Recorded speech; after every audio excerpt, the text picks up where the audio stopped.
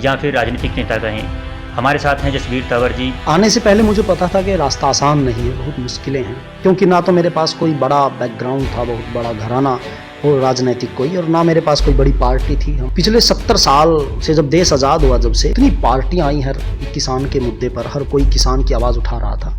सैकड़ों पार्टियां और मैं तो कहता हूँ हजारों नेता इस पूरे इतिहास में रहे हैं, लेकिन उसके बावजूद भी जो समस्या आज से 50 साल पहले थी जी ऐसे कैसे खड़ी है। तो इससे पहले भी कोई चुनाव लड़ा आपने सरपंची का छोटे लेवल पर, या फिर सीधा डायरेक्ट या विधानसभा चुनाव लड़ा? ना, मैंने कोई चुनाव नहीं लड़ा। किसान कर्ज माफी, क्या आप उसके समर्थन में है? उस कर्ज माफी को, जो आपातकालीन कर्ज माफी की व्यवस्था होनी चाहिए, लेकिन किसान नेता है, वो पार्टियों से जुड़े हुए किसान नेता है। जब बीजेपी की सरकार है तो कांग्रेस के किसान नेता उसका विरोध करते हैं, और जब कांग्रेस की सरकार है तो बीजेपी के जो किसान मोर्चा है या किसान नेता है, या फिर गए कि ऐसे किसान यूनियन जितनी भी हैं उनके नेता हैं जो किसी न किसी पार्टी से जुड़े होते हैं, तब वो बाहर आते हैं, अपनी पार्टी के खिलाफ बाहर नहीं आते। वो विवाद उठता है दुष्यंत चौटाला जी पे, सरकार में चले गए हैं, वो किसान की बात उन पर होती है कि वो किसान की बात को लेकर गए, लेकिन मैं उनसे, उनके काम करने के तरीके से एक बात से बेहद दुखी हूं कि वो कम से कम सरकार का, उनका गठबंधन में बंधे हुए हैं, हो सकता है उनकी मजबूरी हो, ना बोल पाए, लेकिन उनका जो बुनियादी ताऊ देवीलाल का जो मुद्दा था, जहां किसान के साथ शोषण, और मुझे वो पूरे इस, जब से उन्होंने सरकार में बैठे, किसान के हक के लिए बात करते नजर नहीं आए, वो सरकार के सुर में सुर मिलाते नजर आए। नमस्कार, मैं हूं धर्म आपके साथ, और आप देखना शुरू कर चुके हैं डेली हरियाणा न्यूज़। आज हम एक ऐसी शख्सियत के साथ हैं जिन्हें किसान नेता के रूप में भी जानते हैं और एक राजनीतिक नेता के रूप में भी जानते हैं। आज हम चर्चा करेंगे किसान के मुद्दे को लेकर के और हरियाणा की राजनीति को लेकर के। आज हमारे साथ हैं जसबीर तंवर जी, जो क्योड़क से हैं, और क्योड़क की अगर हम बात करें तो मुख्यमंत्री मनोहर लाल खट्टर ने उनको गोद लिया हुआ है, और गोद में लिया हुआ है, लेकिन वो विकास के पथ पर नहीं चल रहा है, यानी कि अभी तक गोद में ही है, अभी चलना शुरू नहीं किया है। तो आज हम क्योड़क के नेता कहें या फिर किसान नेता कहें या फिर राजनीतिक नेता कहें, हमारे साथ हैं जसबीर तंवर जी, और इनसे हम आज चर्चा करेंगे किसान के मुद्दे पर, मजदूर के मुद्दे पर और हरियाणा की राजनीति को लेकर के। तो जसबीर तंवर जी, डेली हरियाणा न्यूज़ पर आपका स्वागत है। बहुत बहुत धन्यवाद आपका। सर, सबसे पहले हम यही जानना चाहेंगे आपसे कि किसान नेता भी कहा जाता है आपको, और आप किसानों के मुद्दे को लगातार उठाते हैं, और अभी पीछे विधानसभा का चुनाव भी लड़ा आपने, जिसमें सुरजेवाला जी और यहाँ के जो मौजूदा विधायक हैं लीलाराम जी, वो उनके खिलाफ एकदम कहें कि एक मजबूत पक्ष के सामने आप खड़े थे। किस प्रकार देखते हैं आपका राजनीतिक परिदृश्य को, कि आप किस प्रकार से आपने शुरू किया और आगे की क्या प्लानिंग है, और अभी तक आपको जो सफ़र है क्या क्या मुश्किलें आई उसके अंदर? देखिए, आप समझ सकते हैं, मैं आपसे चर्चा कर रहा था कि मेरा जो व्यक्तिगत रुचि थी वो पत्रकारिता में थी, लेकिन हालात ऐसे रहे कि मैं राजनीतिक क्षेत्र में आ गया, और यहाँ पर जो काम करने का तरीका है वो, उससे मैं असंतुष्ट भी बहुत ज़्यादा था। पत्रकार तो असंतुष्ट रहते ही हैं, तो फिर मुझे लगा कि चलो जिस क्षेत्र में आए हैं तो मन लगाकर काम किया जाए। आने से पहले मुझे पता था कि रास्ता आसान नहीं है, बहुत मुश्किलें हैं। इतिहास जितना पढ़ा है पॉलिटिकल मैंने, उसमें जो भी आदमी आया वो इतना, क्योंकि ना तो मेरे पास कोई बड़ा बैकग्राउंड था, बहुत बड़ा घराना और राजनीतिक कोई, और ना मेरे पास कोई बड़ी पार्टी थी, हमारी नई पार्टी, सर्वहित पार्टी, और मैं नया व्यक्ति मैदान में था, तो मुश्किलें तो आनी थी। लेकिन जैसे मुझे अक्सर, मैं किसान बैकग्राउंड से आता हूँ, तो मुझे अक्सर एक चीज़ देखने को जो पीड़ा देती थी कि पिछले 70 साल से, जब देश आज़ाद हुआ, जब से 70-72 साल हमें हो गए हैं, तो इस सारे प्रकरण के दौरान मैंने देखा कि इतिहास पढ़ा कि इतनी पार्टियां आई हर किसान के मुद्दे पर, हर कोई किसान की आवाज़ उठा रहा था। सैकड़ों पार्टियां और मैं तो कहता हूँ हजारों नेता इस पूरे इतिहास में रहे हैं, लेकिन उसके बावजूद भी जो समस्या आज से 50 साल पहले थी ऐसे कैसे खड़ी है। किसान आज भी वैसे ही अभाव में पड़ा है, जो बदलाव होने चाहिए थे वो नहीं हुए, बल्कि मैं तो कहता हूँ एग्रीकल्चर सेक्टर को इतनी ताकत से, हजारों नेताओं और सैकड़ों पार्टियों के पुरुषार्थ से खेती और किसान को लगातार घटाया गया है। अब ये लोग ये नहीं समझते कि घटाना होता क्या है।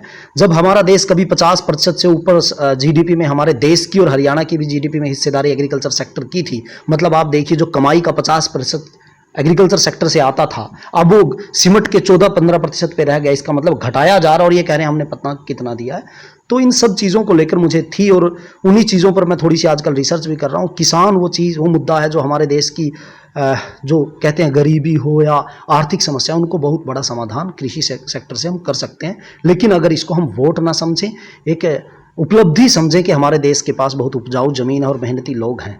मैं अक्सर एक चीज़ मैंने जो रिसर्च में देखी है, मैं कहना चाहूँगा कि हमारे देश में 17 लाख स्क्वायर किलोमीटर में खेती होती है, अमेरिका में 40 लाख स्क्वायर किलोमीटर में खेती होती है, और जो अमेरिका का किसान है 40 लाख स्क्वायर किलोमीटर से 397 बिलियन डॉलर कमाता है एक साल में, और हम 178 बिलियन डॉलर, और हमारा किसान 17 लाख स्क्वायर किलोमीटर में 397 बिलियन डॉलर कमाता है। ज़मीन अमेरिका से आधी और कमाई अमेरिका से दुगनी है। ये वर्ल्ड बैंक के आंकड़े हैं, मेरे नहीं हैं। तो ऐसी स्थिति में किसान होने के बावजूद भी कोई ये नहीं बताता देखो किसान ने हमारा कितना काम किया है, दुनिया भर में गर्व से हमारा सीना चौड़ा कर दिया, लेकिन किसान को भिखारी की लाइन में खड़ा कर दिया जाता है। जो मुद्दे पॉजिटिव होने चाहिए थे उन पर कोई पॉलिटिकल पार्टी काम नहीं कर रही, इसीलिए मैदान में हम हैं। संघर्ष लंबा है, करते रहेंगे। सर, अभी पार्टी में आप हैं और आप चुनाव लड़े, अभी पीछे विधानसभा का चुनाव था, तो इससे पहले भी कोई चुनाव लड़ा आपने सरपंची का छोटे लेवल पर, या फिर सीधा डायरेक्ट ही विधानसभा चुनाव लड़ा? ना, मैंने कोई चुनाव नहीं लड़ा। बस हमारे साथी थे जो इस समय हमारे सरपंच हैं बलकार आ रही है, वो चुनाव लड़े थे। उस चुनाव में हम उनके साथ थे, मैंने व्यक्तिगत कोई चुनाव नहीं लड़ा है। तो पहले ही चुनाव था? हाँ, पहले। और सीधे सुरजेवाला के खिलाफ? जी। तो सरकार ने अभी एक 3 अध्यादेश पास किए हैं, और कई किसान जो नेता हैं, यूनियन हैं, वो भी इसके पक्ष में नहीं है। आप क्या मानते हैं इसको लेकर? देखिए, पूरा हंगामा मचा हुआ है इन अध्यादेशों को लेकर, और अक्सर मैं इस पर बात भी करना चाह रहा था और बच भी रहा था, आपसे क्लियर कहता हूँ, लेकिन फिर भी आपने सवाल पूछ लिया। देखिए, एक समस्या हमारे पूरे देश में है, हमारे देश की राजनीति में है कि क्या है, अगर हमें किसी चीज़ का विरोध करना है तो चाहे उसमें 1000 चीज़ अच्छी हो, हमें विरोध करना ही है। और अगर हमें किसी चीज़ का समर्थन करना है तो 1000 चीज़ें उसमें बुरी हो तो हमें समर्थन करना है। ये माफ़ कीजिएगा, पत्रकारिता के क्षेत्र में भी ये चीज़ें अब आने लगी हैं, और बहुत से जगह ये चीज़ें हैं कि अगर सरकार के सपोर्टर हैं तो सरकार कुछ भी कर रही है उसकी जय बोलनी है, और अगर आप विपक्ष में बैठे हैं तो सरकार कुछ भी कर रही है तो आपको विरोध करना है। जैसा मैंने ये 3 बिल पढ़े हैं, एक तो एसेंशियल कमोडिटीज़ जो संशोधन है 1955 का, और एक है जो कॉमर्स एंड ट्रेड का बिल है, अध्यादेश है, और एक है एग्रीमेंट का, कॉन्ट्रैक्ट फार्मिंग के लिए जो एग्रीमेंट का, ये तीनों अलग अलग हैं। इन तीनों चीज़ों में मैं व्यक्तिगत रूप से कहता हूँ, देखिए कोई एग्रीकल्चर, मैं किसान हूँ और मैं उस स्थिति में अगर मैं सोचता हूँ कि क्या क्या बदलाव करने चाहिए अगर किसान को उन्नत करना है, तो मुझे बहुत सी चीज़ें इसमें लगी कि शायद ये चीज़ें ठीक हैं, ये चीज़ें ठीक हैं इसमें, ऐसा है। लेकिन इसके साथ साथ एक चीज़ मैं जो खतरनाक आपसे कहता हूँ कि एग्रीकल्चर सेक्टर कोई ऐसा सेक्टर नहीं जिसकी आवाज़ बुलंद हो, और सरकारों पे भरोसा करके किसानों ने बहुत बार ठगे गए हैं किसान। और इन बिलों को देखकर जो किसानों की सवाल किसान उठा रहे हैं, जो शंकाएं, वो मुझे पूर्णतः जायज़ लगती हैं, क्योंकि किसान ऐसे ही सब्ज बाग दिखाकर हमें हमेशा लूटे गए हैं। सरकार कहती है कि इससे किसान का सब कुछ बदल जाएगा इन बिल से। तो इसमें जो समस्या, देखिए, एक जो कितनी ज़्यादा लंबी हम इन पे चर्चा करें तो बहुत लंबा हो जाएगा, लेकिन मैं मोटी मोटी चीज़ें कहना चाह रहा हूँ। एक समस्या है, देखिए, आड़तियों को खत्म कर दिया जाएगा। अक्सर देश में एक राजनीति अक्सर हुई है कि किसानों ने आड़तियों के खिलाफ राजनीति किया, बहुत से नेताओं ने अक्सर आड़तियों के खिलाफ राजनीति हुई है। अभी पीछे चल रहा है कि किसान आड़तियों के समर्थन में सड़कों पर उतरे हैं, तो मैं पूरा समर्थन में हूँ। पूरी दुनिया में इकोनॉमी की एक समस्या है कि किसी सेक्टर को आपको खत्म करना है तो उसमें एक तरीका होता है कि आप उसकी लाइफ लाइन होती है, उसे काट दो। अगर किसी सेक्टर को खत्म करना है, जैसे लाइफ लाइन होती है पैसा, जहां से पैसा आता है, अगर किसी सेक्टर में जहां से पैसा आ रहा है, जैसे सरकारें क्या करती हैं, अगर आतंकवाद को खत्म करना है तो उसके जो खाते हैं उन्हें सीज कर दिया जाता है, उनके सारे आर्थिक अधिकार छीन लिए जाते हैं ताकि वो आगे कहीं इधर उधर कुछ ना कर सकें। अगर आपको एग्रीकल्चर सेक्टर खत्म करना है किसी बड़े कॉरपोरेट घराने को या बड़ी कंपनियों को, तो किसान, क्योंकि किसान के पास जमीन है जो कंपनियों को चाहिए, किसान के पास लेबर है जो कंपनियों को चाहिए, किसान खुद एक लेबर है, सस्ती लेबर सस्ती जमीन लेनी है, तो आपको एग्रीकल्चर सेक्टर को खत्म करने का अगर कोई सोच रहा है, सोचना होगा, तो वो क्या करेगा? वो पहले करेगा कि किसान को जहां से पैसा मिल रहा है उस पैसे को काटो। आड़ती वो लाइफ लाइन है किसान की, जो लाइफ सपोर्ट सिस्टम कहता हूं मैं तो एग्रीकल्चर का इसको, कि आड़ती के पास कोई जमीन नहीं रखवाता, आड़ती कोई रजिस्ट्री नहीं करवाता, बिना जमीन के वो लाखों रुपए दे देता है, रात के वक्त दे देता है जहां जब एटीएम भी खुला नहीं होता, और वो हर दुख सुख में किसान के साथ खड़ा होता है, किसान उसके साथ लड़ झगड़ सकता है, सारी चीजें हैं। मतलब चाहे भारत का एग्रीकल्चर सेक्टर बहुत मुसीबत में चल रहा हो, लेकिन आड़ती के कारण वो जिंदा है, वो बढ़ रहा है धीरे धीरे। अगर आप आड़ती को हटा दो, आज किसान को लगेगा कि हमारे ऊपर से आड़ती को हटा दिया गया। जो सरकार के सपोर्टर किसान हैं वो कह रहे हैं कि आड़ती हटना चाहिए, वो खुश हैं इससे। आप आड़ती को हटा दो, आप जो आपका लाइफ सपोर्ट सिस्टम था पैसे देने वाला वो गया आपके पास से। अब आप जाओगे बैंकों में या कंपनियों के पास जहां आपकी जमीन की रजिस्ट्री होगी, जमीन की रजिस्ट्री के हिसाब से पैसे दिए जाएंगे, और अगर आप उनके साथ कोई विवाद करने चलोगे तो आपके पास वकील भी उनके मुकाबले के नहीं है। तो इससे क्या होगा, जो किसान का सबसे बड़ा सपोर्टर था वो हटा दिया। इन बिल में ये समस्या है, ऐसा काम इसमें किया गया, और आड़ती को बचाने के बारे में सोचा नहीं गया जो सोचा जाना चाहिए। एक दो चीजें और मैं इसमें जो अभी आप लंबा हवी से, लेकिन मैं दूसरा है कालाबाजारी की समस्या आ सकती है जी। वो इसमें बड़ी कालाबाजारी की समस्या तो अभी भी है। हाँ, लेकिन इसमें क्या कर दिया गया, जो एसेंशियल जो कमोडिटीज का वो अधिनियम लेकर आए हैं, जो अमेंडमेंट, ये इससे क्या आप जो जरूरी चीजें थी जिनको आप भंडारण जिनका नहीं कर सकते थे वो आप कर सकते हैं। किसान तो कर नहीं पाएगा, बड़ी बड़ी कंपनियां कर सकती हैं, जिससे कालाबाजारी की समस्या का डर है, उस पर काम होना चाहिए। और तीसरा जो इसमें एक सबसे बड़ी समस्या थी, अगर 10 बड़ी बड़ी कंपनियां इस सेक्टर में जैसे कॉर्पोरेट फार्मिंग, कॉन्ट्रैक्ट फार्मिंग पे आ गई, और वो मैंने देखा है व्यक्तिगत, मैंने जैविक उसमें काम किया है, तो आप कीमतों को कंट्रोल करने की समस्या आ सकती है। ये बड़ी चीजें इसमें, तो और भी बहुत सी चीजें हैं, लेकिन हमारे पास अभी कभी इस पर फिर चर्चा करेंगे जी। आपने आड़ती की बात की, तो आड़तियों पर आरोप लगते हैं कि किसान का जो सही मूल्य नहीं देते, पैसे ज़्यादा लेना, ब्याज पे उसके बाद ब्याज देना उसका, या फिर उनका ज़्यादा माल रख लेना। इस तरीके की व्यवस्था को आप किस प्रकार देते हैं, क्योंकि सरकार इनको हटा के वैश्विक मंडी दे रही है, सरकार ने जो ये निर्देश दिया है कि वहाँ पर जा कर के किसान जो अपना जो धान है, फसल है, कुछ भी है, वो कहीं भी बेच सकता है। इसको आप किस प्रकार देते हैं? देखिए, आप एक चीज़ देख लीजिए, अभी हमारे समक्ष साफ है, आप अगर एक किसान को 1 एकड़ की जो कीमत है 25 लाख रुपए है जी, आम सामान्य घट के जो है 25 लाख आप रखोगे अगर बैंक में, तो उसका आपको जो लोन देता है, कि जो केसीसी में आपको मिलती है, लिमिट कहते हैं उसको, वो 1 लाख रुपए दे देते हैं। 25 लाख की जमीन पर आपको 1 लाख रुपए मिल जाते हैं, और उसमें इतनी फॉर्मेलिटीज होती हैं कि आप घूमते हो कागज लेकर, आप घूमते हो फाइल लेकर, आपको किसान को कमीशन देना और वगैरह वगैरह, और उसकी जमीन बैंक के नाम धरी गई। लेकिन आड़ती लाखों रुपए दे देता है बिना किसी कागजी कार्रवाई के, बिना किसी सिक्योरिटी के। हाँ, ब्याज की समस्या, वो कहते हैं कि ब्याज ज्यादा होता है, तो अगर बैंकों में जाए तो बहुत अंतर है, लेकिन सिक्योरिटी और जमीन रहन करके, अगर आड़ती को जमीन देकर दोगे तो आप जब कुछ भी नहीं लेगा, अगर बैंकिंग से ये सेक्टर से किया जाए। दूसरा, आड़ती कभी खुद देने नहीं जाता, लेने जाता है। मैं इतना कहता हूं, पुराने समय में कभी एक चीज अफवाह थी, कि अफवाह थी, सच भी रहा होगा, हर जगह लोग होते हैं, कि आड़तियों में कम पैसे, अनपढ़ किसान थे कि ज्यादा चढ़ा देते थे, उनका शोषण हो जाता था, और वो ब्याज लगा लगा के इतना बना लेते थे, किसान समझ नहीं पाता था। अब किसान भी बहुत हद तक पढ़े लिखे हैं, कानून बन गए हैं, ऐसी समस्याएं मुझे लगता है इतनी नहीं कि किसान आड़ती ज़्यादा बना लेता है। अब तो मैं ये कहता हूँ, आड़ती भी इस सेक्टर से बचने लगे हैं, लेकिन इस ट्रेडिशनल सेक्टर को सोचकर बचाना चाहिए कि इतना बड़ा फाइनेंशियल सपोर्ट एकदम से, मैं सरकार की तरफ से कह रहा हूँ कि सरकार को सोचना चाहिए, किसानों का इतना बड़ा फाइनेंशियल सपोर्ट एकदम से हटेगा जी, और फिर उसके जगह दूसरा जो सपोर्ट सिस्टम आएगा वो कितना खतरनाक हो सकता है और कितनी समस्या दे सकता है किसान को भी, और हरियाणा की इकोनॉमी को भी, या देश की इकोनॉमी को भी। एक प्राइवेट सेक्टर है जो इतना बड़ा सपोर्ट दे रहा है, इकोनॉमिक सपोर्ट किसान को, इसको एकदम हटाना नुकसानदायक है। और आड़ती पर जो पुराने आरोप लगते थे वो होते होंगे उस समय, हमारे समय में मुझे नहीं लगता इतना है। अभी तो एग्रीकल्चर के लिए इस समय तो जो वर्तमान व्यवस्था उसमें सपोर्ट सिस्टम है, मैं मानता हूँ आड़ती को। MSP की बात करते हैं, सरकार जो MSP तय नहीं कर पा रही है, फिर किसी भी तरह का कानून नहीं बना पा रही कि हम किसान की जो MSP उसको लगभग तय करें, इस पर आप क्या कहेंगे? देखिए, जो 3 अध्यादेश आए हैं, इनमें किसानों का एक बड़ी मांग है सभी किसान संगठनों की कि MSP कानून लेकर आया जाए। अभी पिछले दिनों जो विधानसभा सत्र था, मैं उसकी बात बताऊं, महम से विधायक श्री बलराज कुंडू जी हैं, उन्होंने किसानों की सपोर्ट की, मैं धन्यवाद करता हूं उनका। उन्होंने इसके लिए वो आवेदन किया था, वहाँ पर प्राइवेट बिल लेकर गए थे, लेकिन उस पर वो उनकी 60 गांठ के कारण बाईपास कर दिया, सुना नहीं किसी ने भी। हाँ, कि वहाँ कहा गया था कि आप सिफारिश भेजो केंद्र सरकार के पास इस बिल के तहत कि आप MSP का कानून होना चाहिए। वो मैं सुरक्षा चक्र मानता हूं। जैसे एक चीज मैंने कही थी कि अगर कॉन्ट्रैक्ट फार्मिंग आई, बड़ी बड़ी कंपनियां आ गई, तो कीमतों को निर्धारण कर सकती है, वो कंट्रोल कर सकती है कि इससे ऊपर कीमत जाने ही नहीं देनी। तो उसको रोकने के लिए, ठीक है, ज्यादा तो जाए, वो किसान का सामर्थ्य है या वो बाजार के हाथ में होगा, वो रोक सकते हैं, ऊपर जाने से फिर भी रोक सकते हैं MSP आने के बाद भी, लेकिन नीचे बिल्कुल ना चला जाए, किसान मर ही ना जाए, उसके लिए एक मिनिमम सपोर्ट प्राइस जो होना चाहिए वो तो बेहद जरूरी है, और इन अमेंडमेंट में ये चीज आनी चाहिए। और ये किसान के लिए मैं कहूं एक सुरक्षा चक्र है, बेहद जरूरी है।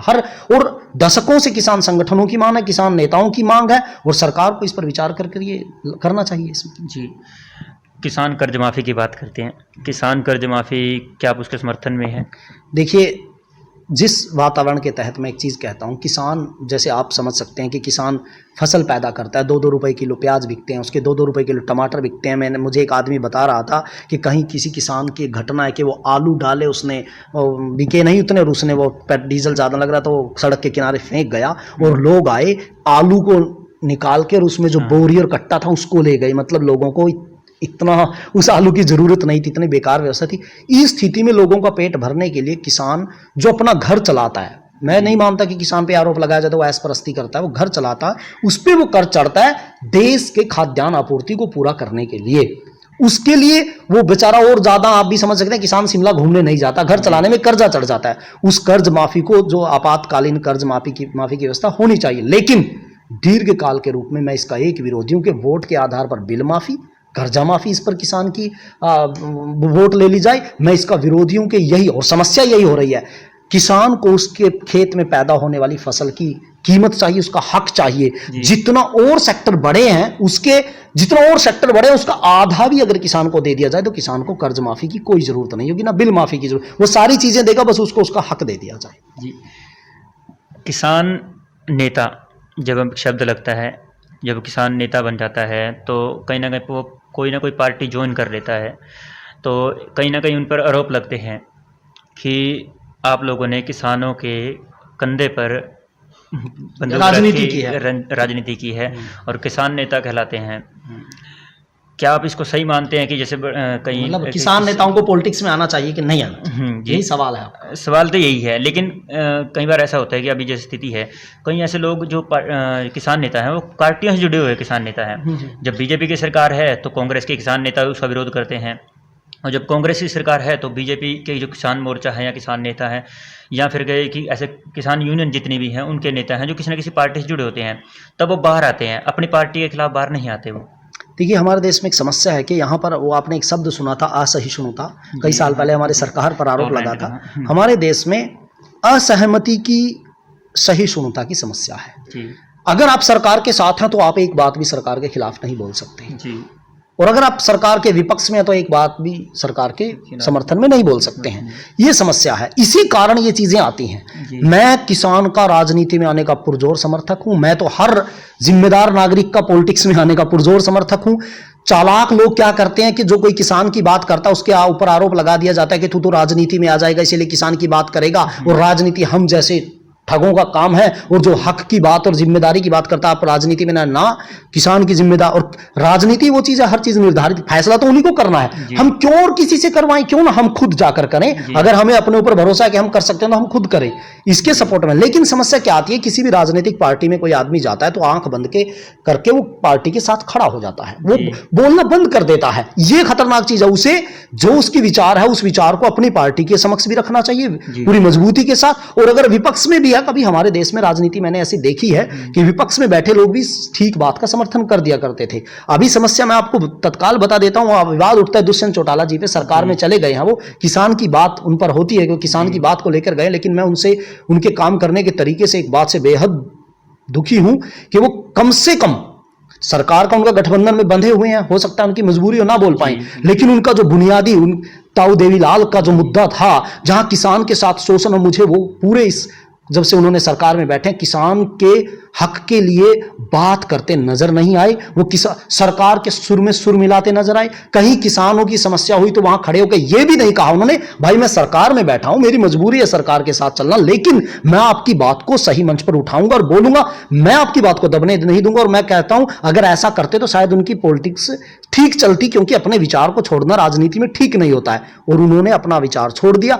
यह समस्या है कि आप जहां खड़े हो जाते हो बस उसके समर्थन में चले जाते हो, अगर विपक्ष में खड़े होते हो तो आप एक भी बात समर्थन में नहीं कहते। जो ठीक है उसको विपक्ष में रहकर भी बोलना चाहिए, और जो गलत है वो सरकार में जाकर भी बोलना चाहिए। अगर ये राजनीतिक व्यवस्था हो जाए तो कोई दिक्कत किसान के लिए नहीं होगी, किसान के लोगों को आना चाहिए पॉलिटिक्स में।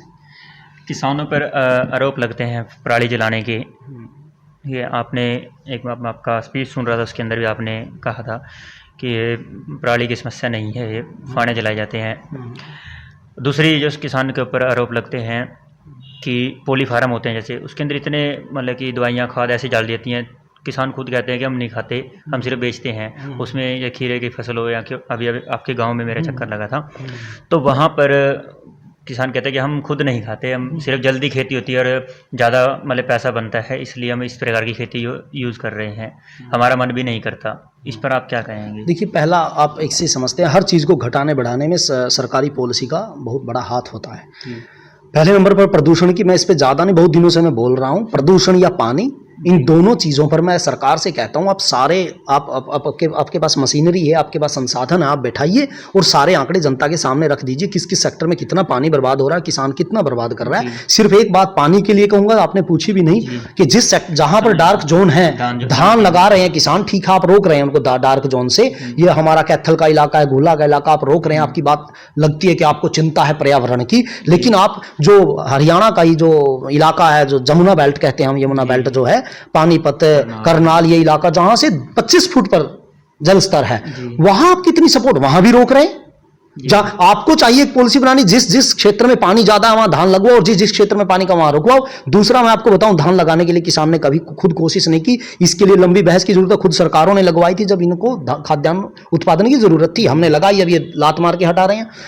फाने जलाने की बात कहते हैं प्रदूषण की, तो मैं सरकार से कहता हूं, ईमानदारी से आप सभी सेक्टर को लेकर आइए कि प्रदूषण कहां से हो रहा है, आप किस किस सेक्टर में, इंडस्ट्री से या वाहनों से कितने वाहन बिकते हैं साल में, उनका हिसाब किताब दे दीजिए, और किसान कितने फाने जलाता है उसका हिसाब किताब दे दीजिए, आपको समझ आ जाएगा कि गड़बड़ कहां है। किसी बड़े सेक्टर को बचाने के लिए छोटे सेक्टर पर क्यों, किसान की आवाज मजबूत नहीं है और इनको चुप कराना आसान है, इसलिए इन पर आरोप लगा दिया जाता है। तो ये चीज ऐसी की जाती है कि जहां कोई बोलने वाला नहीं होता, सारे दोष उसके ऊपर मर दो, किसान को दोषी करा दिया जाता है। रही बात पेस्टिसाइड की, आप समझ सकते हैं, एक भी किसान मुझे हरियाणा में ले आइए जो खुद पेस्टिसाइड बनाता हो जी, खुद उसने, आप इतिहास पढ़िएगा, जब यहाँ हरित क्रांति आई तो रात को छुप छुप के सरकारी कर्मचारियों ने लोगों के फसलों में यूरिया डाला था। किसान यूरिया को नमक के दृष्टिकोण से देखता था कि नमक है, खेत को खराब कर देगा, हम नहीं डालेंगे, जबरदस्ती यूरिया डाला गया, जबरदस्ती यूरिया डलवाया गया। जब आप पढ़ लीजिएगा, जब हरित क्रांति की बात हो रही थी तो धान की जो हमारी ट्रेडिशनल फसलें थी उनमें जब यूरिया डाल रहे थे तो वो बढ़ जाती थी और गिर जाती थी। स्वामीनाथन जी की वो पढ़ी है मैंने लेख इस पे, तो उन्होंने क्या किया फिर कि क्या किया जाए कि जो ट्रेडिशनल फसलें हैं इनको यूरिया डालते हैं तो बढ़ जाती है और खाद्यान्न उत्पादन ज्यादा नहीं, गिर जाती हैं वो। तो जापानी धान से मिक्स ब्रीड करके एक पैदा किया गया जिसका तना सख्त होता है, जो ज्यादा यूरिया लेने के लिए सामर्थ्य रखता है, वो बीज बनाया गया और वो बीज अब हम पैदा कर रहे हैं। सरकार बीज, आप बताइए, बीज को मॉडिफाई करना किसान के हाथ में नहीं था, यूरिया बनाना किसान के हाथ में नहीं था। अगर आप लगवा सकते हैं तो आपको, जैसे आपने हजारों करोड़ रुपए वहां लगाए थे तो हजारों करोड़ रुपए जैविक खेती की तरफ लगाई। मैं सबसे पहले हरियाणा में काम करूंगा जैविक खेती का, और मैंने इस पर खूब सोचा भी है। अगर जैविक खेती के लिए बेचारा किसान जाता है आज, वो तो और मुसीबत में आ जाता है, रासायनिक ही नहीं हो रही। पहले जो हमारी ट्रेडिशनल खेती होती थी उसके अंदर हम जैविक खाद, जो हमारे घर की खादें होती थी उनका इस्तेमाल करते थे, लेकिन आज जो सरकार ने जो कंपनियां की हैं, जितने भी प्राइवेट सेक्टर की जितनी भी कंपनियां, उनको उठाने के लिए कहें ऐसी ऐसे उर्वरकों, आप एक चीज देख लीजिए, रासायनिक खाद पर कितने करोड़ का बजट बनता होगा, कंपनियों का लगाओ, सरकारों का जी बनता होगा हजारों करोड़ रुपए का, क्योंकि वहां बिजनेस है। जैविक खेती पे कितना बजट बनता है, कुछ लेना देना। आप कहते हो 1000 करोड़ जहां लगाए हैं उस सेक्टर को रोकने के लिए, हम 100 रुपए का चंदा देकर रोकना चाहते हैं, ऐसा थोड़ा ही होगा। आप किसान को अगर जैविक खेती लगाना चाहते हो तो कम से कम उसे दुगना मुनाफा उसका मिलना चाहिए। मैं आपको किसान दूंगा, मैं खुद इसका, मैंने आपसे 4-5 दिन पहले मेरे घर पे जैविक खेती के लिए ट्रेनिंग कराई, अपने किसानों की जो खीरा फार्मर है उनको बुलाकर। मैं बढ़ाना चाहता हूं, बढ़े, हम भी चाहते हैं कि हमारे खेत में जहर ना हो, लेकिन उसके लिए कोई रास्ता तो हो। सिर्फ सरकार आई, भाषण दे दिया, आपने ग्राउंड पे कुछ नहीं किया। मैं सरकार का सर्वेक्षण रिपोर्ट पढ़ रहा था 2015-16 की है शायद, इसी सरकार की, कि इरिगेशन के लिए सरकार ने शायद, जो मेरा ठीक से, लेकिन 13-14 करोड़ रुपए पूरे हरियाणा भर में दिया है। आपको लगता है 13-14 करोड़ में हरियाणा का इरिगेशन सिस्टम सुधर सकता है? आपने 13-14 करोड़ रुपए इरिगेशन के लिए दिया और 200 करोड़ रुपए का पैसा लगाया पराली किसान ना जलाए उसके प्रचार के लिए। आपकी नीयत साफ नजर आती है। आप किसान को दोषी ठहराने में 200 करोड़ लगा रहे हो और किसान को सपोर्ट करने में 13 करोड़ लगा रहे हो। यह समस्या है कि किसान के भाषण होते हैं और किसान की सच्ची भावना वाले नेता अब संसद और विधानसभा में नहीं जा रहे। कि कौन जा रहे हैं? अपनी अपनी पार्टियों और अपने अपने नेताओं के यस बॉस करने वाले जा रहे हैं। इसीलिए वो किसान, बेशक किसान के घरों से हो, लेकिन वो किसान होते नहीं। चौधरी चरण सिंह ने एक बात कही थी कभी कि अगर मेरा बेटा खेतों में जाना छोड़ दे तो आप उसे किसान नेता मत मानिएगा। वही बात हो रही है। अब ये एक दिन चमकते कपड़े पहन के दरांती लेके और फोटो खिंचवा लेते हैं, गेहूं काटते, और किसान नेता क्या करे, विडंबना है। हाँ, जो हम जैसे छोटे सामान्य पार्टियों से जुड़े हुए लोग हैं वो संघर्ष करते हैं, उनके लिए मुश्किलें हैं। जनता को उनको समझाने में हमें दिक्कतें आती हैं, समय लगेगा, लेकिन हम लगे अपने कर्तव्य पर। जी, बात करते हैं स्वामीनाथन रिपोर्ट की। बीजेपी के जो मौजूदा में अध्यक्ष बनाए गए हैं, कभी किसान मोर्चा के अध्यक्ष होते थे, और उनका एक भाषण काफ़ी वायरल होता है कि पहली कलम से प्रधानमंत्री मोदी जी, ओपी धनखड़ की बात हम कर रहे हैं कि पहली कलम से जो स्वामीनाथन रिपोर्ट को लागू करेंगे। स्वामीनाथन रिपोर्ट की जब हमने पीछे से एक इंटरव्यू में देखा था ओपी धनखड़ जी का, तो उन्होंने कहा था कि हमने काफ़ी सारी सिफारिशें उसकी लागू कर दी हैं जो स्वामीनाथन जी की रिपोर्ट में थी। आपका क्या कहना है इसके ऊपर? कोई लेना कमाल है। पता है एक चीज़ जो समस्या है, सारी सरकारों का है तो ये कांग्रेस हो कोई भी हो, बहकाने में बहुत तेज़ होते हैं क्योंकि इनके पास संसाधन होते हैं, और लेकिन भाजपा का तो ज़्यादा है, होता कुछ नहीं लेकिन हंगामा खूब बड़ा खड़ा कर देते हैं ये लोग। स्वामीनाथन आयोग की रिपोर्ट लागू कर दी और वगैरह। मैं किसान संगठनों की मीटिंग में गया था तो वहाँ किसान ने बहुत बढ़िया बात बोली थी। विकल्प आचार्य जी हैं भिवानी से, उन्होंने एक बात बोली थी कि किसान के हाथ में रोटी थी और वो सब्जी की मांग कर रहा था, मुझे सब्जी दे दी जाए, लेकिन किसान सरकार ने क्या किया, रोटी भी छीन ली, और अब किसान कहने लगा कि मुझे रोटी दे दो, मेरी वापस सब्जी की मुझे ज़रूरत नहीं। कभी स्वामीनाथन आयोग की जो सिफारिशें थी वो जिसमें किसान की आमदनी ही हर फसल पे उसकी कीमत तय करके दोगुनी होनी थी, वो छोड़ के किसान एमएसपी पे खड़ा हो गया कि मुझे एमएसपी दे दो, मेरी रोटी दे दो, बस बाकी सारी चीज़ें होनी थी वो तो छुड़वा ही दिया गया, क्योंकि आपका सरकार के पास सोचने वाले लोग बैठे और वो कैसे डाइवर्ट कर देते हैं किसी भी चीज़ को, उनको आता है। किसान इतना बेचारा अपनी समस्याओं से नहीं निकल पाता। जैसे आप एक चीज़ समझिए, कभी सरकार क्या करती थी कि हमारा फसल मर गई और बरसात में या अकाल में, और किसान मांग करता था कि हमें मुआवजा दे दिया। आपने सुना होगा ऐसे आंदोलन होते थे, मुआवजा दीजिए मुआवजा दीजिए। सरकार ने इसका इलाज निकाला, फसल बीमा योजना लेकर आई। वो इतनी, मैं हरियाणवी भाषा में घसियल योजना थी कि किसी किसान को उसका फायदा मिला ना मिला, बैंकों को और प्राइवेट कंपनियों को खूब फायदा मिला, उन्होंने प्रीमियम लूटा। और किसानों से मुझे किसी ने पूछा, भाई आप चाहते हो फसल बीमा? मैंने कहा नहीं चाहता हूं, क्योंकि आप प्रीमियम दे रहे हो, आपके पास शर्तें इतनी है, बीमारी में आ गई, आग में आ गई, ज्यादा उसमें आ गई, इतने प्रतिशत आपके क्षेत्र में मरी तो मिलेगा, इतनी कंडीशंस लगा दी। कहां मिलने वाला था उसको? कुछ नहीं मिला, कहीं नहीं लगा कि फसल बीमा योजना आपको 72 घंटे में, आपको शिकायत करने को 72 घंटे में तो बेचारा किसान अपने बच्चे की दवाई लेने नहीं जाता। अगर बीमार हो जाता तो वो 3 दिन बाद कैथल लेके जाता, वो फसल के लिए कहां जाएगा शिकायत करने। तो ऐसी योजना लेकर आई सरकार, फसल बीमा योजना। किसानों ने कहा हमें बीमा नहीं कराना। अब क्या हो गया, अब किसान खुद मुकर गया, मुआवजे थे, मुकर गया कि नहीं? उसे मुआवजा मिलना था प्रीमियम देके, प्रीमियम उसने दिया तो मुआवजा नहीं। अब जो मांग थी ना सरकार से कि मेरा मुआवजा दो, वो मांग ही खत्म कर दी, किसान को ही दोषी बना दिया। तूने प्रीमियम दिया, हम तो मुआवजा दिलवाने वाले थे आपको प्राइवेट कंपनी से, बैंक से, आपने नहीं भरा। तो बेचारा वो जो उसका फ्री में हक बनता था, वो खाद्यान्न आपूर्ति देश की कर रहा है, कम कीमतों पर दे रहा है, उसका फ्री में हक बनता था, उससे पैसे लेकर एक बार वही रोटी वाली बात, उसने बेचारे ने वो पैसे बचा लिए, मुझे नहीं चाहिए आपका। ऐसे डाइवर्ट कर दिए जाते हैं मुद्दे। ऐसे ही स्वामीनाथन आयोग की रिपोर्ट का मामला ही खत्म कर दिया। 10-15 साल से किसान भी सुनता सुनता बेचारा बोर हो गया, कहाँ ये कौन स्वामीनाथन, कब से सुन रहे हैं, होगा कि नहीं होगा। अब स्वामीनाथन जी भी परेशान हो गए, उनका नाम मशहूर खूब हो गए हो, लेकिन मैं तो कहता हूं उनको ही बोलना चाहिए, भाई मेरी बात मान लो। किसान नेता है, किसान नेता के रूप में आपने किसानों की समस्याएं रखी, लेकिन इसके साथ आप एक राजनीतिक नेता भी हैं जो सर्वहित पार्टी से जुड़े हुए हैं। देश के अंदर कहें, हरियाणा के अंदर कहें, बेरोजगारी की समस्या है या विकास के मुद्दों की समस्या है, अन्य और भी मुद्दे हैं, लोगों की समस्याएं हैं, उसको लेकर के आप बहुत कम जो दिखता है कि आप किसानों के मुद्दों पर ही ज़्यादा चर्चा करते हैं। बेरोजगारी के आप देख सकते हैं कि लॉकडाउन के अंदर ही लगभग 2 करोड़ लोगों का जो नौकरी है, जो ऐसा आंकड़े हैं सामने चली गई है। देखिए, आप फिर कहेंगे कि आप अपने ही मुद्दे पर आ जाते हैं। बेरोजगारी का एक मुद्दा है, आपने पिछले उसमें सुना होगा 2-3 साल पहले जो 4th क्लास कर्मचारी भर्ती किए गए थे, लाखों की संख्या में लोग, पढ़े लिखे लोग भी सड़कों पर आकर चपरासी लगने के लिए लाइन में थे। वो क्यों हुआ था? क्योंकि हमारे देश का बड़ा रोजगार जनरेट करने वाला सेक्टर एग्रीकल्चर था, जहां किसानों के बच्चे किसान बन रहे थे, वो बहुत बड़ा सेक्टर था। बेशक वहां पैसा कम था, लेकिन रोजगार आज भी रोजगार, मुझे लगता है आज भी 50%, 13% हिस्सेदार जीडीपी में हिस्से देने वाला सेक्टर आज भी 50% लोगों को रोजगार दे रहा है। अब ये सेक्टर धीरे धीरे खत्म हो रहा है कि कोई किसान नहीं चाहता मेरा बेटा आगे खेती करे। मैं अक्सर एक चीज कहता हूं कि 70% जो लोग, अभी 50% समझ लीजिए, 50% लोग जहां रोजगार कर रहे हैं, ये सेक्टर खाली होकर दूसरे सेक्टरों में आएगा, वो सेक्टर कितनी बुरी हालात में होंगे, बेरोजगारी तब नजर आएगी। एग्रीकल्चर सेक्टर जहां जहां पूरी दुनिया में घटा है, वहां वहां बेरोजगारी नाम का शब्द अस्तित्व में आया है, नहीं तो बेरोजगारी नाम का मामला नहीं था। लोग अपने, चाहे थोड़ी जमीन थी, चाहे खेत में काम करके, चाहे दिहाड़ी पे अपना गुजारा करते थे। जैसे जैसे एग्रीकल्चर सेक्टर को आप भारत जैसे देश में, जो कृषि प्रधान देश है, खत्म करोगे, वैसे वैसे बेरोजगारी बढ़ेगी। और अगर आपको एग्रीकल्चर को एक इंडस्ट्री की तरफ लेकर जाना है, आप एग्रीकल्चर में रोजगार जनरेट करने की व्यवस्था करोगे, तो बेरोजगारी तब खत्म होगी। नहीं तो आप कितनी कंपनियां खोल लो, कितनी फैक्ट्रियां खोल लो, ये सेक्टर खाली होता जाएगा और आपके जो शहर हैं ये भरते जाएंगे, दिल्ली हो, मुंबई, ये उन बेरोजगारों से जो खेत से निकल कर आए हैं। अभी कोरोना ने हमारी गर्दन पकड़ के हमें बताया है कि अगर आपको रोजगार चाहिए तो एग्रीकल्चर सेक्टर में जाओ। अभी कल ही की रिपोर्ट है कि हमारी जो आर्थिक स्थिति है वो बुरी हो गई है देश की, और उम्मीद सबको एग्रीकल्चर से है।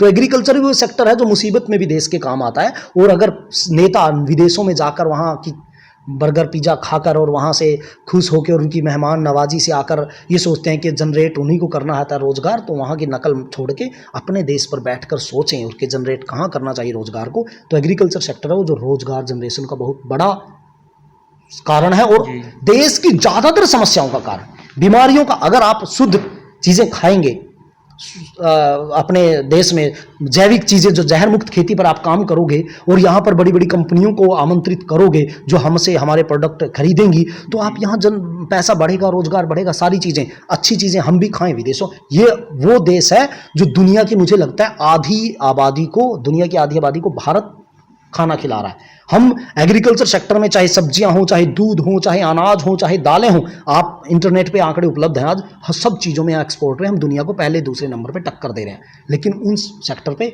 समस्या क्या है, उन सेक्टर से सीधी रिश्वत आपके पास नहीं पहुंचती, नेताजी के पास, जो उसके बारे में सोच सके, क्योंकि वो बिखरा हुआ सेक्टर है। कहीं इंडस्ट्री वहां नहीं है जो सीधा कहे आप पैसा लीजिए और इस सेक्टर पे कुछ करिए। अब इनको 2-3 दिन पहले ही देख लीजिए, इनको ठेकों की बड़ी चिंता है कि ऐसे जो जरूरी चीज़ों के लिए तो खोलना था सोमवार मंगलवार को, उसके लिए नोटिस जारी किया गया कि आपको ठेका, और ठेके के लिए स्पेशल एक नोटिफिकेशन जारी किया, ठेके खुलेंगे अलग से। कितनी चिंता है इनको, शराब कितनी जरूरी चीज है इनके लिए, क्योंकि वहाँ एक ऑर्गेनाइज्ड सेक्टर है, वो सीधा पहुंचता है। भाई मंत्री जी कुछ करिए, ऑर्डर ये पकड़िए आप, मैं ले आया हूँ बैग जिसमें पैसे हैं। किसान के पास ऐसा कुछ नहीं। ये सिर्फ ये चीज हो रही है कि आपको जरूरी चीजें जरूरी नहीं लग रही, गैर जरूरी चीजें गैर जरूरी लग रही हैं। अगर रोजगार को बढ़ाने के लिए संगठित किसान कोशिश करता, पैसे पहुंचाता इनके पास, तो पॉलिसी किसान के हित में भी बनती। जी, राइट टू रिकॉल का बिल की बात करते हैं, विधानसभा के अंदर तो नहीं आया, लेकिन चर्चाएं चल रही हैं। क्या लगता है आपको राइट टू रिकॉल के बिल के बारे में, और क्या ऊपर से शुरू होना चाहिए या फिर नाटक करना इनको अच्छा आता है, नाटक ही किया गया है सारा, इनको पता है लगने वाला, चालू होने, कोई मानने वाला नहीं इनको। आपने सरपंच में राइट टू रिकॉल कर दिया, आप समझ सकते हैं एक सरपंच को जीतने के लिए, अगर एक गांव की 1500 वोट हैं तो उसे जीतने के लिए वो 500 वोट से जीत कर आया और बाकी कैंडिडेट्स को 1000 वोट मिली हैं, आप कराइए राइट टू रिकॉल। वो 1000 वोट तो उसके खिलाफ ही खड़ी है, वो हर 6 महीने बाद चुनाव होगा। और कोई कमजोर आदमी बेचारा, अक्सर हमने देखा, अगर 75% उसके खिलाफ होनी चाहिए, हाँ, तो कमजोर, वो तो 75% तो उसके वैसे ही खिलाफ होता है। चुनाव में 10 कैंडिडेट है तो उसे वोट ही 15% मिलती है, 75% तो उसके खिलाफ होता ही है। समझ सकते हैं कि ना। मैं अपने गांव का उदाहरण दूं, जो मेरे गांव में सरपंच बना था, 3000 वोट मिले थे उसके, 10,000 गांव की वोट है, 7,000 किधर है। आप चुनाव कराइए, 75% हो गया, अगले ही दिन उसके खिलाफ हो जाएंगे वो। हाँ, क्या होगा, एक कमजोर आदमी, उसको हर 6 महीने बाद हटा देंगे। कमजोर आदमी काम नहीं कर पाएगा। राइट टू रिकॉल लाइए सांसद के लिए, राइट टू रिकॉल लाइए विधायक के लिए, बिल्कुल समर्थन में है। आप कानून बनाना चाहते हैं तो आपकी 5-5 पेंशन आप ले रहे हो, 5 पेंशन एक विधायक ले रहा है, 6 पेंशन ले रहा है, आपको 5 पेंशन की, ठीक है, आप नौकरी नहीं कर सकते, आपको गरीब लोग भी, हम जैसे लोग भी राजनीति में आएंगे, उनको भी अपने खर्चे के लिए, ठीक है, उनके लिए जैसे सामान्य पेंशन की व्यवस्था वो कर दी। आप ये उदाहरण दे सकते हैं कि राजनीति में कर रहा है, उसको से बेचारा सेवा कर रहा है, उसको उसकी जरूरत की चीजों के लिए सहयोग करते हैं। 5-5 पेंशन का कौन सा सहयोग है, इस पे कानून नहीं लेकर आइए। ये राजनीतिक दुराचार नहीं है। आप जो 5 पेंशन ले रहे हैं आज ही विधानसभा में पारित करो। मैं कहता हूं हरियाणा का हर आदमी चीख मार के कहेगा बहुत बढ़िया फैसला किया, सांसद और विधायक, लेकिन सरकारें गिर जाएंगी ना जी। उनके सरपंच बेचारा कहीं बोलने वाला नहीं, सरपंच की गिरेबान तो कोई भी पकड़ सकता है हमारे यहाँ। अब इनको उदारवाद लागू करना था तो सरपंची से करना था कि यहाँ दिखाओ हम कितने अच्छे हैं। ये सब नाटक है, ना ये लागू होगा, सिर्फ ये दिखावा करने में इनकी आदत है और वो कर रहे हैं।